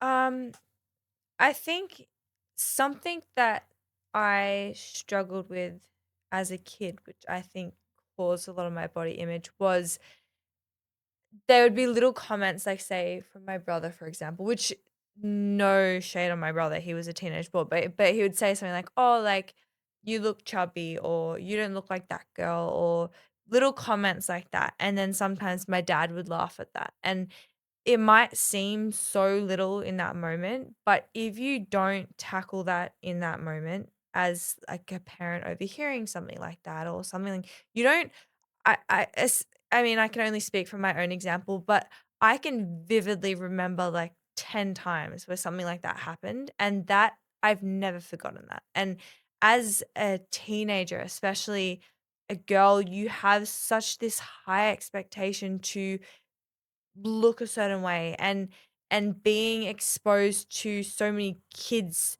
at school who are filled with hormones and saying nasty stuff, you're already insecure. And I think if I could give any advice, it would be to let your kids know how amazing they are without it being anything to do with how they look. And I think that even now, like at the gym, the other day I heard some dad talking about his daughter and she needs to get into the gym because she's put on a bit of weight. And it's just like, that shouldn't be the reason why she should be going to the gym. She should be going to the gym because she wants to move her body and she wants to feel good. And I think just empowering kids, girls and boys to find something that makes them feel good. And usually, if they find something that makes them feel good, they have that drive, they have that purpose, and they're no longer going to be fixated on their body. They're going to be fixated on that thing that gives them that fire. And I wish that I found that thing earlier, because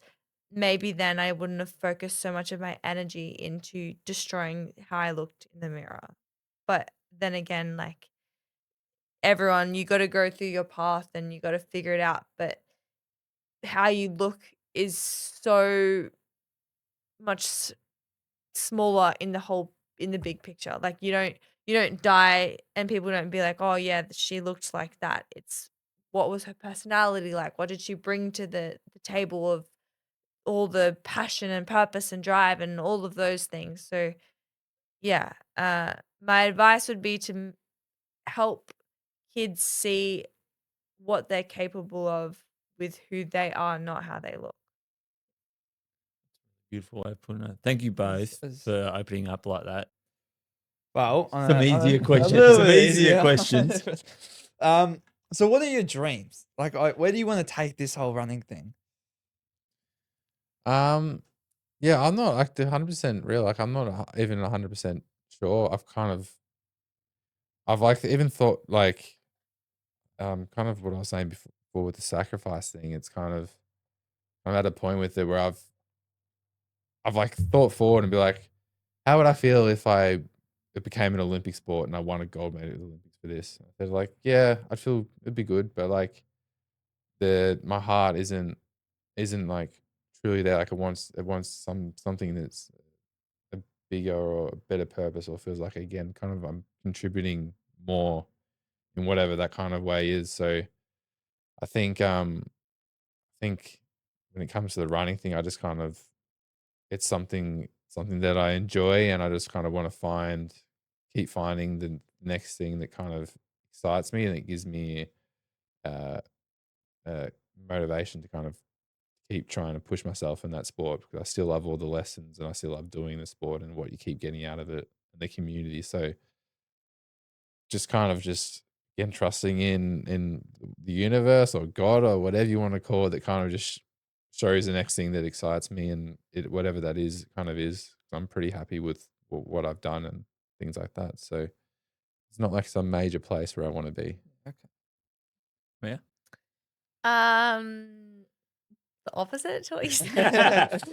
I want to see how far I can go, and I have that fire and that drive to, like, yeah, I'll be satisfied once I know that I've pushed myself to my absolute potential, be Is the it best I is can it like Lookout be. world. is it yeah no is there a Lookout world. specific race, like does Western States UTMB entice you? See, I still feel like I'm so new to all of it that I don't even know half the races Yeah, that okay. exist. So for me, it's like, I love any race, any competition. I think the more exposure to the sport, the better. The more people I meet, the better. Like, yeah, I just love it all. So there's not any particular race. She just wants to be number one. Hey, that's a good dream. Number one over Tom. That's a yeah. That's a She'll good get dream to there. have. Pretty funny one. Quirky one. Yeah, this is like a dad joke one. So you're all going to be like, oh my God. If your relationship was an ultra event, what kind of format would it be? Would it be a backyard ultra, 100 miler, a stage race, or total chaos? Total chaos. He was planning that joke the whole week. He's like, Yeah. I hope I'm gonna laugh I at do these think- guys. Total Successful. chaos or backyard ultra, because I feel like backyard ultra, because we will do like the 6.7K and then we'll need like a good rest before we can start it again.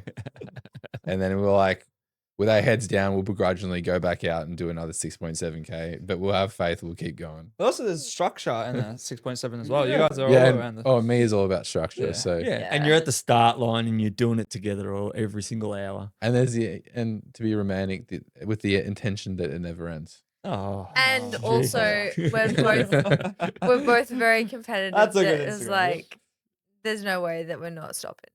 Yeah, there's always the There has assist to and the keep forever. going. There's gonna always be an assist. Yeah. Yeah.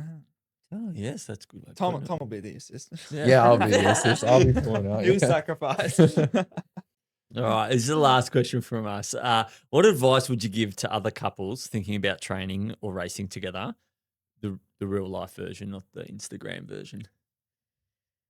Oh, I reckon you're gonna want to practice patience, and I think having that balance of supporting each other and being like, yeah, rooting for each other, but then also um allowing each other to have your own goals. I think that's really important. I think having your own races and your own goals, because you, sometimes when it gets intertwined, it's messy. And honesty, actually, like be Mm. honest, because as like I like my own time. Like a lot of people, like I like time with me, but also like my own time.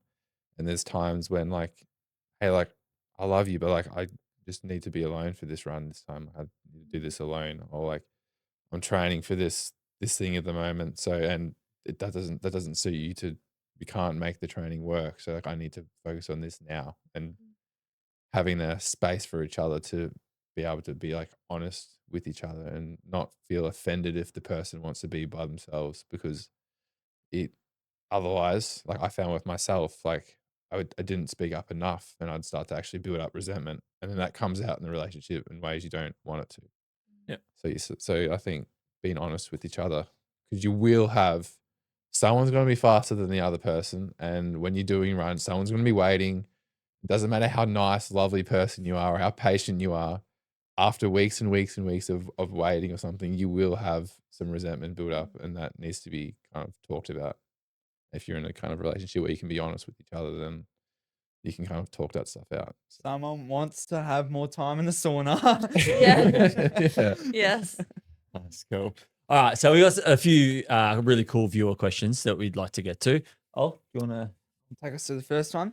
Yep. How do you feel for your runs? What kind of foods do you eat to have energy to train so hard?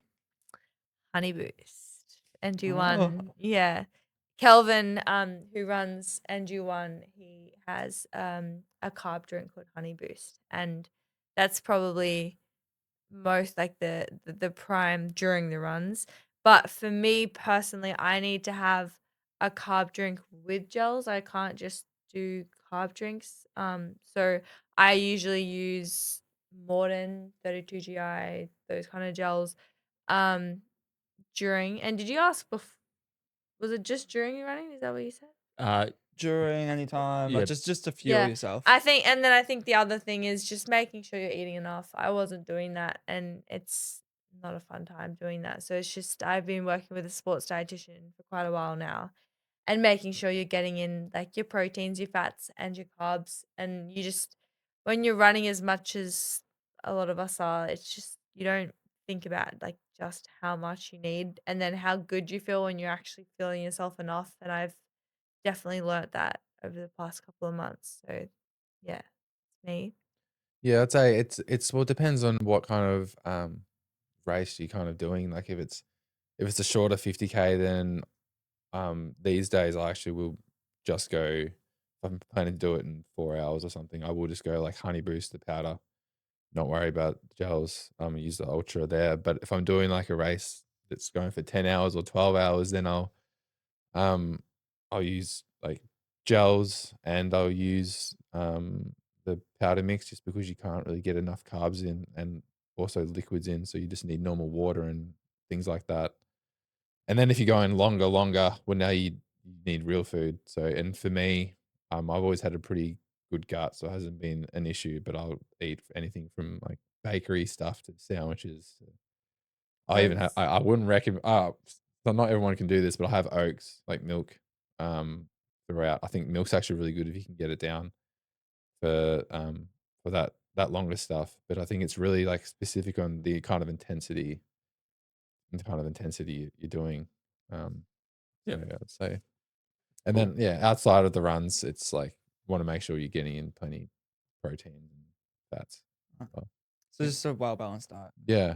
Yeah. And when it comes to I always think outside of the running, just like if there's one ingredient do 80% of your diet with it. Like if it's see an apple, it's like that's an apple. You see potato that comes from the ground, well, that's one ingredient. That's great. You see a bit of steak, like from beef, that's one ingredient. Like I find Whole that's foods. whole food. Yeah. Yeah. It's stuff that earth Yeah. and yeah. And then being cool to enjoy yourself the other 20-30%. Yeah. I mean, yeah. More if There's you're a only so runner. much. Like I often look at it, and I'm like, there's only so much healthy food I can eat. Like, Yeah. You sometimes need quick energy. sometimes I'm like, can of Coke. I Yeah. just got This a can week, of Coke. a lot of can of Cokes. Yeah. Yeah, it's been It's There's a been a big lot of week. running. Some of these questions you guys already answered, because you guys tell such awesome stories. But I'll go to the next one that you guys hadn't. So running teaches you patience, resilience, and suffering tolerance. Which of you brings those lessons home better, and which of you still needs work? So do you need so it's patience, Yeah. resilience, and suffering tolerance. So which one of you brings that home that better? Or is there a bit of a mix? I like that one. Yeah, same. I want to hear what you have to say. So I would say, so it's like who has better? Yeah. So I'd say, I mean, you haven't had the like done things as long as I have, but I'd say I actually think suffering tolerance, I reckon you'd get me, because like She can run up a hill. That she can run up a hill, and what she deals with in here every day, she's putting up with every single day. So like I can just, that will translate in those long races when you're suffering. I also think you would have me on. Oh, no, I'd get you on patience. Yeah. Just I have no because patience. I've also got to practice that every day with her. So I got to practice it. And what was the Was other it one? resilience? Resilience. I think you're Resilience. both pretty resilient. Yeah, I would say we're I would say we're equal. Put Yeah, that in I the middle. would agree with what you said. Yeah, I'll put that in the middle. That's a draw. That's good. Well, I should put the applaud on the list. The next question. Do you train together? I know you've kind of alluded to this. Do you train together every day, or do you sometimes need a solo sanity run to keep the relationship healthy? Yeah, So we train at the gym every day. Yeah. But we don't actually But train we don't cardio together. we don't run every day. No, and we did initially, like when me was saying before how she'd always train, do what I did. After a while, that started to really bug me, and like I would have A little to. yap in the ear. Yeah. It was a good learning lesson for me. Like I can't just make everyone happy all the time. Like this is not gonna You're last. so This funny is- with me. I'm like, I need my And- runs. So It would also drive you insane because I was still new to the area. Oh. I didn't know how to like navigate myself. So like I was like, you actually can't leave me out here. Like I'll get lost. yeah, So Steve Brennan, we can thank for that. We now Steve's do our great for own that. stuff. yeah. Yeah, but we would train in the gym together. Yeah, but we train together. Yeah, except actually we do now, since we can go to gym every day. There is days we don't train together at all. Yeah, Which- that's true. Like I do need. Yeah. Yeah, as much as I love me, I do need it. I love it. Sanity run. Yeah. So yeah, sanity runs needed. I want to ask this one. This is a good one. This is a really good one. Super good one. Super good one. So there's the question, and then there's an add-on from me, because we're actually pretty interested. Yeah. We really want to know how this happens. Tom, do you own? We actually know now, but do you own a shirt? Everyone, we had someone ask, do you own a shirt? All the photos that we see of you don't have a shirt on.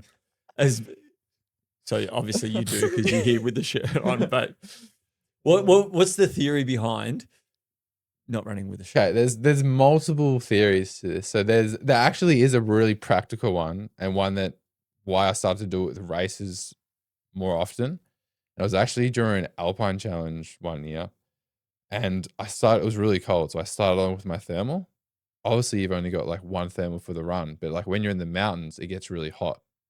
So the sun came out, and I started to get really hot again. But I was like, the night's going to get cold again. I'm going to be running through the night. I don't have another thermal, so this can't get wet. I'm going to make this wet if I keep sweating in it. So I need to like take it off. Like otherwise, I'm going to get too cold tonight, and you don't want hypothermia out in the mountains. So I took it out, put it in my pack. Got no shirt. So then now I don't have a shirt, and I'm running. I'm like, this actually is really nice. This is I'm the like, birth of the yeah, no I'm shirt out idea. here in the mountains running by myself. because there was no one around and the sun shining on me. I feel like free. I'm like, this feels amazing. Like this is the best. And then I just like, And then end there's up- a photographer around the corner. But what about the Perfection. sunburn? But I did get I still get sunburned. But Well, there you is, said that you don't get sunburn. there is another thing to it as well. And this is, so during winter, I like not wearing a top because I'm like, it's an ego thing. It's like no one else is out here running with no top on. Like no one else is that stupid. But look at me, I'm pretty cool, pretty tough running out with a shirt. Big dog. Yeah, exactly. I'm channeling that inner ego, which is like, that's just like that's what that is. But yeah, and then it really did just like it is truthfully like a lot of it's a comfort thing now. Like after that time Alpine challenge, I just like not wearing a top. You Right, wanna so do a the little second add-on? part, so the second part to that question, Seriously, super curious. Like, we want to know how you don't chafe. I do shave. Okay, Bad. thank God. That question got answered. Yeah. it's been like, Yeah, I get shaved pretty bad from the straps at the front Yeah. or on the chest, the back.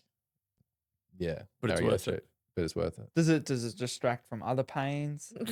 It does actually. Like towards the end of the race, like that's the What? chafe is some of the worst parts. You must dread the shower afterwards. Yeah, that is something else. But you learn that like if you get in there, it's only the initial like 5 seconds and then Yeah, it just kind of goes away. Yeah. But And what about in like an event like Down Under where you got sticks and bushes and everything? You just don't care? No. race like that, you don't care. You don't even feel that stuff anymore. You just it's like get me out of here. Yeah, if you come I'm across the afraid. line, finish line bleeding, it looks even better. Yeah. All right. I guess we'll bring this one across the finish line. It's our little motto for ending the podcast. It's been great having you guys on and Yeah. all the insights. Yeah, so you may or may not know, we normally have a challenge that me and Ollie set for each other, Better by Next Week challenge. But because you guys are our guests, we would like to know if you could each of you could set one of us a challenge. So Tom to Ollie or vice versa or whatever it is. And it's something that we do for the whole week. Last time from Phil Gore, we got cold showers. Don't give us that, So, please. so that really sucks. So something a little nicer than a cold shower would be good. Well, what we came up with Yeah, is a bit planned. is a bit in- nicer, but Yes. I think it requires a bit more thought. I think. Yeah, it's more mental. Do you want to do yours for Okay. Tim first? Okay, Alright. so I have one for you, Tim. Next week, I want you to get a journal, and every single day, I want you to write something that you are grateful for that someone did for you. On But that you day. need to write it in a letter to them. You don't have to give it to them, but it might be like, "Dear Sophie, I'm really grateful that you did," and it needs to be an actual thing that she did. Oh, that's cool. That'll actually, I like that. Does he ever like reveal it to someone? Or? Well, you can if you want to, but Well, you it's- maybe you that's should have not to the- show each other so you know that you've at least done it. Yes. Oh yeah, you need to Okay. show that Ollie, it's been you done. yeah, read it. yeah, for sure. I like that. I really do like that. Yeah, that's I don't that's do a it. I great don't one. do any journaling. So, and I know that there's massive benefits to it, and I think gratitude's a big thing. Yeah, we for haven't me, thought so of that one either. That's Yeah, a good That's a one. good one. Yay. Thank you very much. I think for Ollie, what we want you to try and do is so each individual day, we want you to ask someone, it can be anyone, that how can you help them like in that moment at that time? I like that one. Please ask me. Please How ask can I me. help I'm you? Edit the always whole needing help. podcast and- Yeah. Oh no, that's a cool one too. I'm always wanting to be more helpful. So Yeah. there you Thank go. you very much. Yeah, we They're really cool appreciate it. challenges. And yeah, thank you so much for coming on the podcast. We really appreciate your stories. We really appreciate your openness to, reveal a lot more, about yourselves. And we wish you both the very best for the future because you guys are absolute shining stars when it comes to ultra running in Australia. And Yeah, all we the wish the best. best for you guys. Yeah. Yeah. Oh, thank you so much Oh, for having thanks. us. Yeah. It's always good coming to guys are chill with you legends. two. So Oh, you guys no have been complaints great. here. We usually give each other fist bumps. So let's How did you do that around the marsh? Just a day for you.